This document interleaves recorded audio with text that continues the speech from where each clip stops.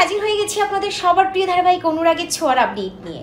আপডেটটি দেবো, তবে তার আগে অনুরোধ করছি যারা আমাদের চ্যানেলটি এখনো সাবস্ক্রাইব করেননি তারা আমাদের চ্যানেলটি সাবস্ক্রাইব করে বেল আইকনে একটা ক্লিক করে রাখুন, যাতে সবার আগে আমাদের ভিডিওগুলো আপনার কাছে পৌঁছাতে পারে। আবারও শুরু হয়ে যায় দীপার কেসের হিয়ারিং। বিচারক জানতে চায় যে বাচ্চাটির ডেড বডি পাওয়া গেছে তার সাথে ডিএনএ ম্যাচ করেছে কিনা, কিন্তু ডিএনএ টেস্ট কোনোভাবেই করানো যাচ্ছে না, এটা বিরোধী পক্ষের উকিল জানায়। তার কারণ ডিএনএ টেস্ট করাবে কি করে? বাচ্চাটির বাবা নিরুদ্দেশ, আর বাচ্চাটির মা সে পাগলাগারদ থেকে পালিয়ে গেছে, তাই ওই ডেড বডিটা বীরের কিনা সেটা কোনোভাবেই শনাক্ত করা যাচ্ছে না। কথাটা শুনে দীপা চমকে ওঠে। দীপা বুঝতে পারে যে মিশকা জেল থেকে পালিয়ে গেছে, মানে পাগলাগারদ থেকে পালিয়ে গেছে, মানে মিশকার সবকিছুর সাথে জড়িত, এটা নিশ্চিত। বিরোধী পক্ষের উকিল বলে যে ডিএনএ টেস্ট ছাড়াও এই বাচ্চাটি যে বীর তা প্রমাণ হয়ে গেছে। এই যেমন ধরুন এই বালাটি বাচ্চাটির হাতে ছিল, অর্থাৎ সেনগুপ্ত বাড়ি থেকে বীরকে দুইটা বালা দিয়েছিল, সেই বালা দুটো বীরের হাতে পাওয়া গেছে, ওই ডেড বডির হাতে পাওয়া গেছে, এমনটাই বলে বিরোধী পক্ষের উকিল। বালা দুটো দীপা হাতে নেয় এবং দীপা বুঝতে পারে যে হ্যাঁ এটা বীরের বালা। দীপা বিচারককে জানায় যে এটা বীরের বালা, কিন্তু বীর মারা যায়নি, ওই ডেড বডি বীরের নয়, অন্য কারো। দীপার মুখের কথা তো আর কেউ বিশ্বাস করবে না, ডিএনএ টেস্ট করাতে হবে। ডিএনএ টেস্ট কিভাবে সম্ভব? পারিজাত সেন খুব মজা পায় বসে বসে। দীপা জানায় যে শুধুমাত্র বাবা মার সাথেই যে ডিএনএ টেস্ট করাতে হবে এমনটা নয়, এছাড়াও আরো অন্যান্যরা যারা আছে সেনগুপ্ত পরিবারের সদস্য তাদের সাথেও ডিএনএ টেস্ট করানো যেতে পারে। সেই ডিএনএ টেস্ট করালে আমরা বুঝতে পারবো যে ওই বাচ্চাটি বীর কিনা। তবে এই টেস্ট করানোর সময় যেন কোনোভাবেই এখানে বাইরের কোনো লোক না ঢোকে, সম্পূর্ণটাই যেন পুলিশ প্রোটেকশনে হয়। দীপা অনুরোধ করে আদালতকে। আদালত দীপার কথা মঞ্জুর করে। পারিজাত সেন বেশ ফাঁদে পড়ে যায়, এত সহজে ছাড় পাচ্ছে না সেটা বুঝে যায়। বিচারক জানায় যে আগামী দিন আবার হিয়ারিং হবে এবং সেখানে সে ডিএনএ টেস্টের রিপোর্টটা দেখতে চায়। আদালত থেকে বের হওয়ার আগে দীপা জয়কে বলে যে যেভাবেই হোক না কেন আমাদের সকলকে অ্যালার্ট থাকতে হবে আসল কালপিটকে ধরার জন্য। জয় বলে যে শেফালিকে চাপ দেবো কিনা, শেফালি থেকে কথা বের করার জন্য, শেফালিকে ধরার জন্য। শেফালি হয়তো অনেক কিছু জানে, কিন্তু দীপার কথা যে শুধুমাত্র শেফালিকে চাপ দিলেই হবে না, একবারে সব দিক থেকে কালপ্রিটদের আটক করতে হবে বা ফাঁদে ফেলতে হবে। একে একে সম্ভব নয়, একবারে যা করার একবারে করতে হবে। দীপা কাকে কাকে সন্দেহ করছে জয় যখন জানতে চায়, তখন দীপা অর্জুনের মুখের দিকে তাকিয়ে পৃথা ম্যাম এবং ভিক্টরের কথা ভাবে।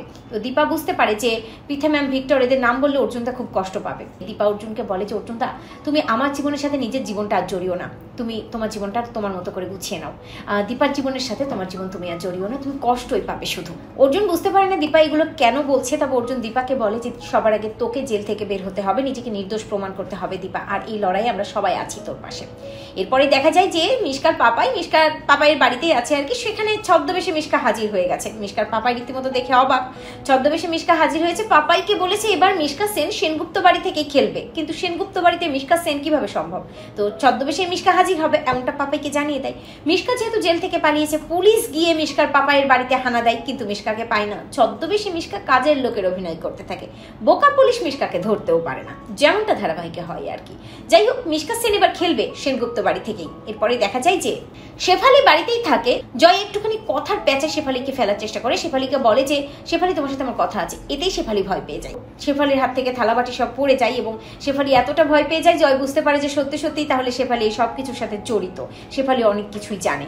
যাই হোক, জয় শেফালিকে একেবারেই বুঝতে দেয় না যে জয় শেফালিকে সন্দেহ করছে। সেটা শেফালির কাছে এক কাপ কফি চাই জয়। এরপরে দেখা যায় সোনা আসে। সোনা এসে সকলকে বলে পাকা মেয়ে নেই তো এখানে, আমার একটা কথা ছিল আমি সবাইকে বলতে চাই। আমি একটা চিঠি লিখেছি বাবাকে, এই চিঠিটা তোমরা একটু পত্রিকায় দিয়ে দেবে। আমার বিশ্বাস বাবার কাছে চিঠিটা পৌঁছালে বাবা যদি জানতে পারে মায়ের এই বিপদ, বাবা ঠিক মায়ের পাশে এসে দাঁড়াবে এবং বাবাই পারবে মাকে সব বিপদ থেকে রক্ষা করতে। তোমরা প্লিজ বাবাকে একটু জানানোর ব্যবস্থা করো। সোনা এই কথাটা যে সকলকে বলবে সেটা রূপাকে আড়াল করে বলছে, কারণ রূপার তো বাবার উপর একটু বেশি অভিমান।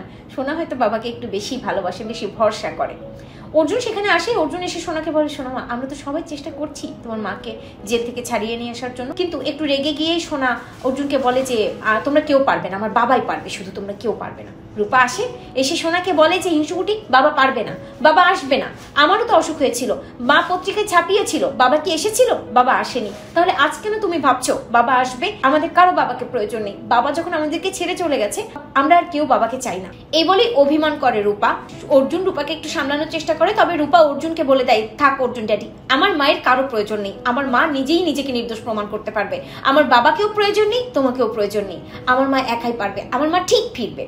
রূপা খুব কষ্ট পায়, সোনাও খুব কষ্ট পায়, দুজনেই কাঁদতে থাকে বাবার মায়ের জন্য, বিশেষ করে মায়ের জন্য। তবে সোনা তার বাবার উপর ভরসা করতে চাইছে, আর অন্যদিকে রূপা বাবা অর্জুন কারোর উপর ভরসা করতে চাইছে না, একমাত্র মায়ের উপরেই তার ভরসা। অন্যদিকে দীপা জেলে ভাবতে থাকে বীর কোথায়, বীরের কোনো ক্ষতি হয়নি তো, বীরকে সে মায়ের স্নেহ দিয়েই বড় করে তুলছিল সন্তানের মতো করে, অথচ বীর আজ কতটা বিপদে পড়ে গেছে, কোথায় আছে বীর সে কিচ্ছু জানে না।